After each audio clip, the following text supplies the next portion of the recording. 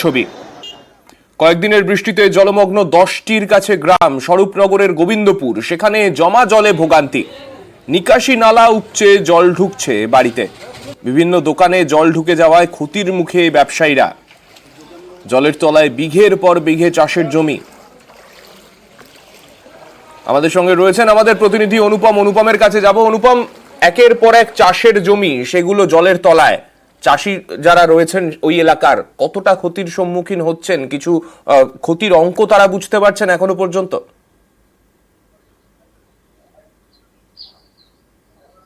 হ্যাঁ দেখো সানিক, এই যে স্বরূপনগরের যে গোবিন্দকাঠি পঞ্চায়েতের যে গোবিন্দপুর, তরুণীপুর সহ প্রায় 10টি গ্রাম, সেখানে কিন্তু একদম একদিকে যেমন বর্ষার জল, অন্যদিকে ইছামতির জল নদী ছাপিয়ে কিন্তু গ্রামে ঢুকেছে। ফলে একদিকে যেমন ফসলের ক্ষতি হয়েছে, অন্যদিকে কিন্তু গ্রামের পর গ্রাম কিন্তু জলমগ্ন।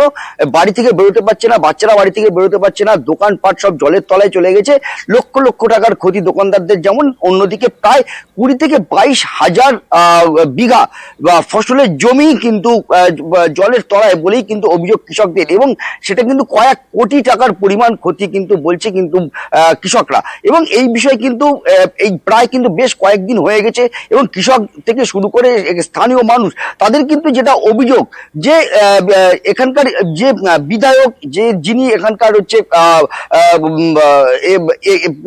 পঞ্চায়েত, তারা কিন্তু কেউ কিন্তু এলাকায় আসেনি বা তাদের কাছে কিন্তু কোনো রকম কিছু শোনেনি, তাদের অভিযোগ শোনেনি, কোনো ত্রাণ আসেনি, কোনো সাহায্যের হাত বাড়িয়ে দেয়নি। এরকম কিন্তু বিস্তর অভিযোগ কিন্তু এলাকার মানুষের। যদিও আমরা এই বিষয়ে এই স্বরূপনগরের বিধায়ক বীণা মণ্ডল, তার সঙ্গে আমরা যোগাযোগ করেছিলাম। তিনি যেটা জানিয়েছে যে স্বরূপনগরে প্রায় 3টি নদী রয়েছে, যে নদী বেষ্টিত এলাকা, এবং বর্ষা হলে এই নদীর জল উপচে যেমন একদিকে গ্রামে ঢোকে এবং অন্যদিকে বর্ষার জলও গ্রামের থেকে বেরোয় না। এটা দীর্ঘদিনের সমস্যা, এবং এই নিয়ে তিনি ঊর্ধ্বতন কর্তৃপক্ষের সঙ্গে কথা বলেছে, এবং যাতে অতি দ্রুত এখানে ত্রাণ পৌঁছায় বা এই সমস্যার সমাধান হয় তার ব্যবস্থা তিনি করবেন। কিন্তু তারপরেও কিন্তু এলাকার মানুষের একটা ক্ষোভ কিন্তু থেকেই যাচ্ছে। তার কারণ এলাকায় কিন্তু দীর্ঘ কয়েকদিন হয়ে যাওয়ার পরেও কিন্তু কোনো জনপ্রতিনিধি থেকে শুরু করে বিধায়ক এবং যিনি এমপি, এখানকার বিজেপির যিনি এমপি বনগাঁর শান্তনু ঠাকুর, তিনিও কিন্তু ঘটনাস্থলে আসেননি বলে কিন্তু অভিযোগ এলাকার মানুষের।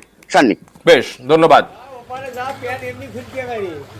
আমাদের ফসল পাতি কিছু নেই, মেইন হলো মানে এই ধার দেনা করিয়ে আমরা এই সব কিছু করেছিলাম। তা এই বিঘে আমাদের এই জমি সব মার হয়ে গেছে। আমরা এই ধার দেনা করি এখন কী করে বাঁচবো সেই চিন্তা সরকার আমাদের করে দিতে হবে। আমাদের কিছু নেই, চাল ডাল কিচ্ছু নেই। এ বিষয়ে আমরা বিডিওর সাথেও কথা বলেছি, জেলায়ও কথা বলেছি, মানে রিপোর্টিংটা করার জন্য, যাতে এলাকার মানুষ তাদের কোনো সমস্যা না হয়। কারণ এই বৃষ্টিটা তো সারা ওয়েস্ট বেঙ্গল জুড়েই হয়েছে, সেটার বিষয়টা আমরা দেখছি এবং রিপোর্টিংটাও করা হয়েছে আমাদের। ত্রাণের বলতে জল উঠে গেছে, আমরাও দেখছি সে বিষয়টা, যাতে এলাকার মানুষের কোনো সমস্যা না হয় সেটা আমরা দেখছি।